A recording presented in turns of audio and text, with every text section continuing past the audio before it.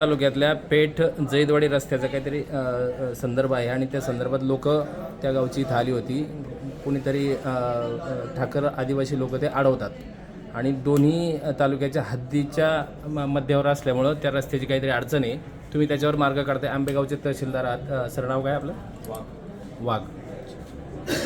ते जाताना त्याच्यातले काही जे लोक आहेत ते विरोध करताना असं म्हटले की तिथं आम्ही रस्ता करायला घेतला तर दगडफेक करू, ॲट्रॉसिटी दाखल करू. तुमचं काय नियोजन असणार आहे? कारवाई काय असणार आहे?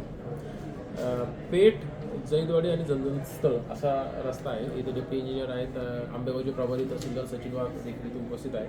आम्ही जॉईंट मीटिंग प्लॅन केली होती.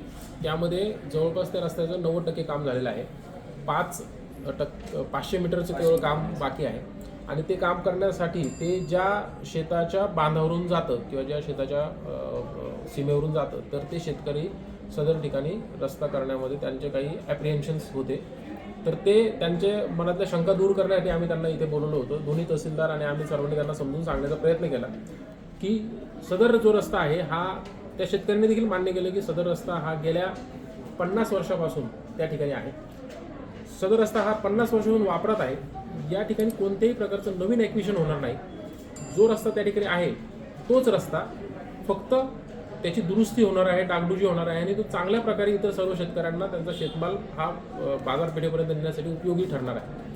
अशी परिस्थिती असताना देखील आपण कोणत्याही प्रकारची अडवणूक करू नये असं त्यांना अशी त्यांना मी इथे विनंती केली. परंतु त्यांचं असं म्हणणं आहे की आमची जमीन हद्दी खुणा स्पष्ट नसल्यामुळे ती त्या रस्त्यामध्ये जाते आणि त्यामुळे आम्हाला मोबदला मिळाला पाहिजे.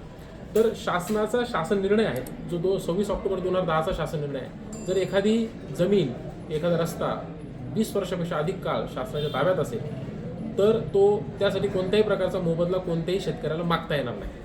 हा जो रस्ता आहे हा गेल्या 50 वर्षापासून त्या ठिकाणी आहे. त्यामुळे अशा प्रकारच्या रस्त्याच्या डागडुजीसाठी कोणत्याही प्रकारची तरतूद नाही ज्यामध्ये त्यांना मोबदला देता येईल असं त्यांना या ठिकाणी समजावून सांगण्यात आलं. परंतु त्यांचा थोडासा त्या विषयाला विरोध असल्याचं दिसतं.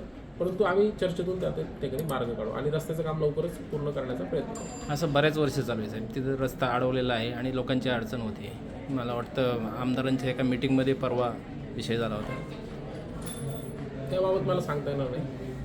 मी माझ्या काळात तर आता आम्ही दोघंही तहसीलदार इथे आहोत त्यामुळे तिथे आम्ही निर्णय काढू. आणि तुम्ही होतात नाही त्या दिवशी मीटिंगला, तिथं तुमचे राजस्व काहीतरी अभियानची मीटिंग होती. त्यांनी फक्त म्हटलं होतं की आमचा रस्ता व्हावा हम्म. एवढंच विषय.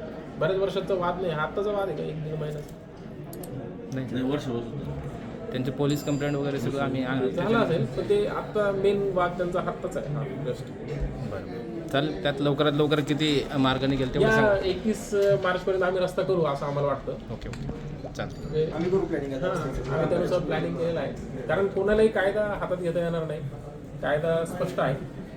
26 ऑक्टोबर 2010चा शासन निर्णय आहे. ही जमीन ही शासनाची आहे.